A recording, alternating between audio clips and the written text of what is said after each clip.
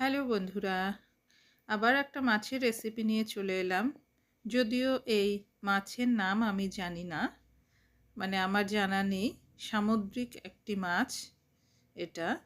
তোমরা যদি কেউ এই মাছের নাম জেনে থাকো তবে আমাকে অবশ্যই জানিও। দেখো বন্ধুরা, আমি মাছগুলো নিয়ে প্রথমে কেটে আঁশ ছাড়িয়ে নিয়েছি।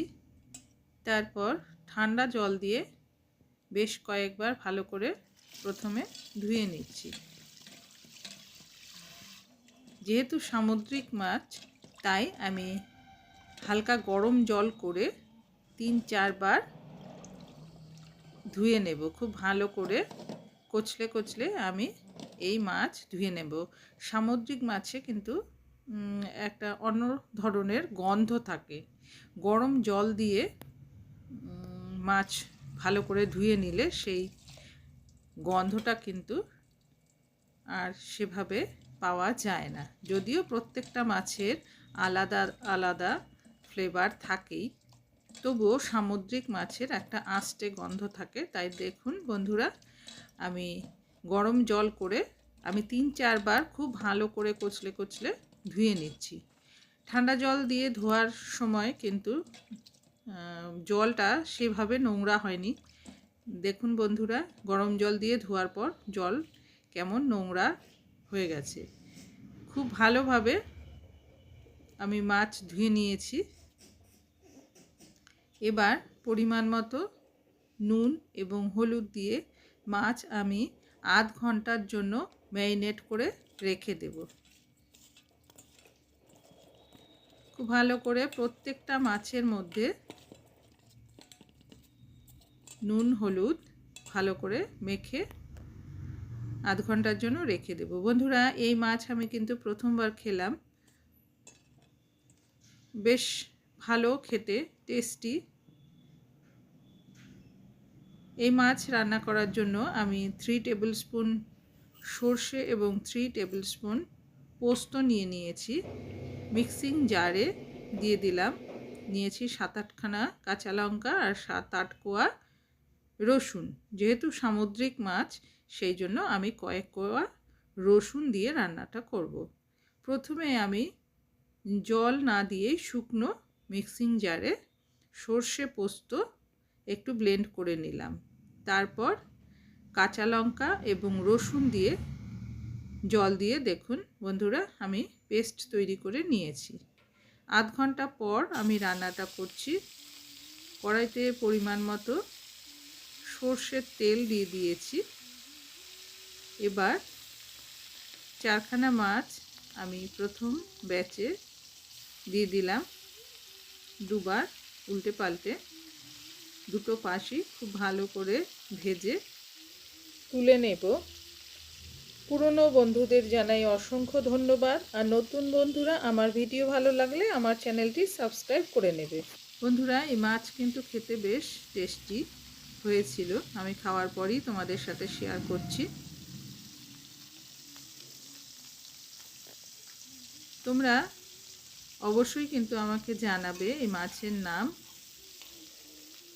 অনেকটা পমফ্রেট মাছের মতো, কিন্তু পমফ্রেট মাছ কিন্তু আরও একটু চওড়া হয়, তাই না বন্ধুরা? তবে আবার চাপিলা বা খয়রা মাছ অনেকটা দেখতে ওই রকমই। খেতে বেশ ভালোই লেগেছিল। ফার্স্ট ব্যাচের মাছগুলো আমার ভাজা হয়ে গেল। এবার সেকেন্ড ব্যাচের মাছগুলো আমি ভেজে নিচ্ছি। এই মাছ আর কীভাবে খাওয়া যায় আমি ঠিক জানি না, তবে সর্ষে পোস্ত দিয়েই আজ আমি করে তোমাদের সাথে শেয়ার করছি। তোমরা যদি এই মাছ কেউ রান্না করে থাকো আমাকে, মানে অন্য রকমভাবে, তাহলে আমাকে অবশ্যই জানিও। প্রত্যেকটা মাছ আমি ভেজে তুলে নিয়েছি। মাছ ভাজার পর যে তেল ছিল তার মধ্যে আমি আরও কিছুটা সর্ষের তেল দিয়ে দিয়েছি। এর মধ্যে দিয়ে দিলাম কিছুটা কালো জিরে। ভালো করে নেড়ে চেড়ে নিয়ে এবার সর্ষে পোস্ত, কাঁচা লঙ্কা আর রসুন আমি মিক্সিতে বেটে নিয়েছিলাম, সেই মশলা এর মধ্যে আমি দিয়ে দিলাম। ভালো করে নেড়েচেড়ে নিচ্ছি। পরিমাণ মতো নুন এবং হলুদ দিয়ে ভালো করে মশলা ফ্রাই করে নেব। মিক্সিং জারে অনেকটাই মশলা লেগেছিল, তাই কিছুটা জল মিক্সিং জারে দিয়ে ভালো করে ধুয়ে আমি মশলার মধ্যে দিয়ে দিলাম। মশলাটা এবার খুব ভালো করে ফ্রাই করে নিতে হবে। সর্ষে পোস্ত দিয়ে আমরা অনেক রকমের মাছই খেয়ে থাকি। এই মাছ দেখার পর আমার মনে হয়েছিল যে সর্ষে পোস্ত দিয়ে করলে বেশ ভালো লাগবে, তাই আমি আজ তোমাদের সাথে কিন্তু এই মাছটা শেয়ার করছি। খুব ভালো খেতে। দেখো মশলা থেকে তেল ছেড়ে এসেছে, মশলা আমার খুব ভালোভাবে কষিয়ে নেওয়া হয়েছে। এবার আমি দিয়ে দিচ্ছি জল। জলের পরিমাণটা কিন্তু বুঝে দিতে হবে বন্ধুরা, খুব বেশি ঝোল আমি কিন্তু এতে রাখবো না, সেই পরিমাণ মতোই আমি জল দিয়ে দিলাম। বন্ধুরা আমি মশলা কষানোর সময় কিন্তু 3-4 খানা কাঁচা লঙ্কা চিড়ে দিয়ে দিয়েছিলাম। ঝোল ফুটে ওঠার পর আমি মাছগুলো, ভেজে রাখা মাছগুলো এর মধ্যে দিয়ে দিলাম। মাছগুলো খুব ভালোভাবে ঝোলের মধ্যে ডুবিয়ে দিয়ে আমি কিন্তু ঢাকা দিয়ে রান্না করব বন্ধুরা, কেননা মাছগুলো ঢাকা দিয়ে রান্না করলে খুব ভালোভাবে সেদ্ধ হয়ে যাবে।